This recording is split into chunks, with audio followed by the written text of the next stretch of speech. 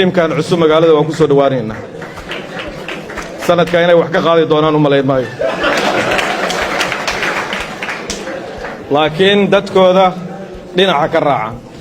وحقارة مجران مدحوينها بونتلان سعيد عبد الله الدني iyo madaxweynaha Jubbaland Axmed Islaam Axmed Madoobe ayaa soo gaaray magaalada Muqdisho maalintii Talaadada safarka labada madaxweyne ayaa ah in ay ka qayb galaan shirka wada tashiga kaas oo lagu xalinayo khilaafka siyaasadeed ee dalka ka taagan labada hogaamiye waxay Muqdisho u yimaadeen in ay kala qayb galaan dowladda federaalka Soomaaliya iyo isbahaysiga mucaaradka ee golaha mustaqbalka Soomaaliyeed shir looga hadlayo arrimaha doorashooyinka iyo dib u eegista dastuurka Soomaaliya waxaa jira ismaandhaaf ku saabsan goobta lagu qabo doono shirka wada tashiga qaran madaxda Puntland iyo Jubbaland ayaa doonaya in lagu qabto gudaha xerada xalan halka dowladda federaalka Soomaaliya ay doorbidayso inuu shirka ka dhaco madaxtooyada Villa Soomaaliya tan iyo markii ay yimaadeen labada madaxweyne waxay kulamo gaargaar ah la yeesheen xildhibaanada labada aqal iyo siyaasiyiin mucaarad ah si ay u mideeyaan mowqifka ay ka taagan yihiin qorshaha dowladda Soomaaliya iyo isbeddelka dastuurka lagu sameeyay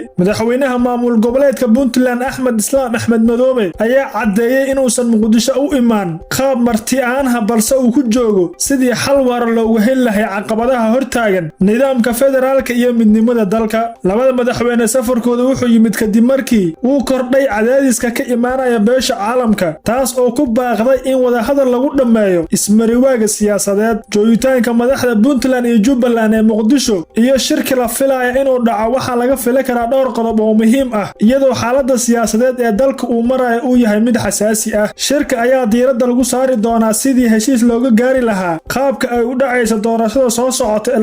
2026 iyadoo ay jirto dood ku saabsan nidaamka hal qof iyo hal cod taas oo ay doonayso in dowladda federaalka Soomaaliya ay ka suurtageliso dhammaan dalka oo dhan mid ka mid ah qodobada ugu adag ee laga doodi doono waa isbeddelka lagu sameeyo dastuurka Soomaaliya kuwaas oo Puntland iyo Jubbaland ay hore u qaadaceen waxa la filayaa in tanaasul laga gaaro qodobada lagu muransan yahay maadaama ay labada hogaamiye muddo dheer ka maqnaayeen Muqdisho shirkan waxa loo arkaa fursad lagu soo celin karo wada shaqaynta u dhaxaysa dowladda federaalka Soomaaliya iyo maamul goboleedyada qaar waxa la filayaa in laga wada hadlo xoojinta dagaalka ka dhanka ah kooxaha Al-Shabaab iyo Daesh sida loo mideyn lahaa ciidamada iyo qorshaha amniga dalka beesha caalamka ayaa cadaadis xoogan ku haysa madaxda Soomaaliya si ay heshiis ugu gaaraan khilaafka u dhaxeeya waxaana la filayaa in shirka dib looga soo saaro bayaan qeexaya wixii lagu heshiiyay Saciid Dani iyo Axmed Madoobe waxay sii wadi doonaan kulamada ay la leeyihiin golaha mustaqbalka Soomaaliyeed iyo xildhibaanada mucaaradka si ay u dhisaan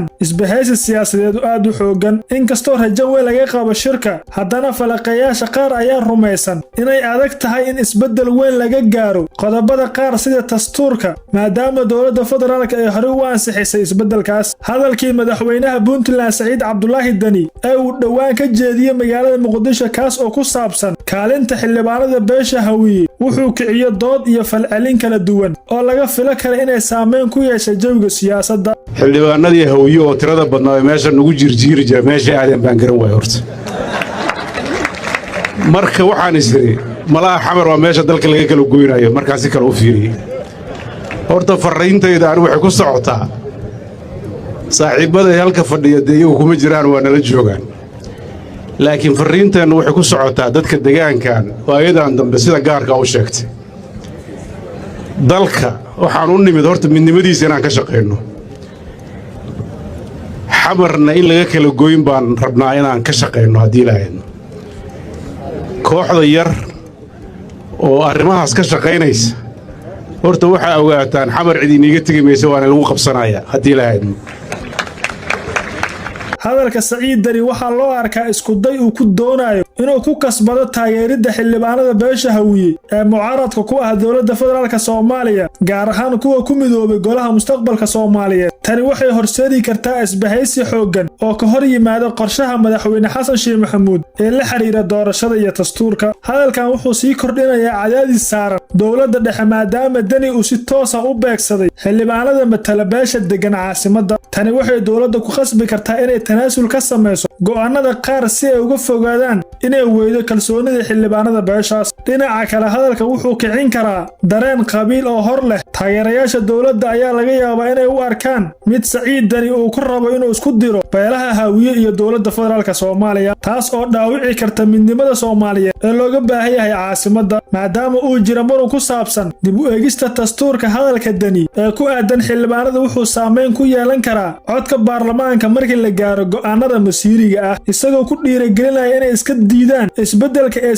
Puntland iyo Jubbaland raali ka ahaan is-aamin darrada siyaasadda Soomaaliya waxay sii xoojinaysaa is-amni darradii hore u jirtay dadka naqdiya Dani waxay sheegayaan in uu siyaasadeeyo beelaha Hawiye si uu u gaaro danaha uu gaarka ah ama uu wiiqo awoodda madaxweyne Xasan Sheikh Maxamuud isku soo wada duub hadalkan wuxuu bilow u yahay waji cusub iyo loolan siyaasadeed kaas oo salka ku haya isbahaysi dhexmara hoggaanka dowladda federaalka Soomaaliya iyo maamul goboleedyada qaar iyo xubnaha baarlamaanka ee mucaaradka ah taas oo caqabad ku noqon karta qorshaha dowladda ee hadda jirto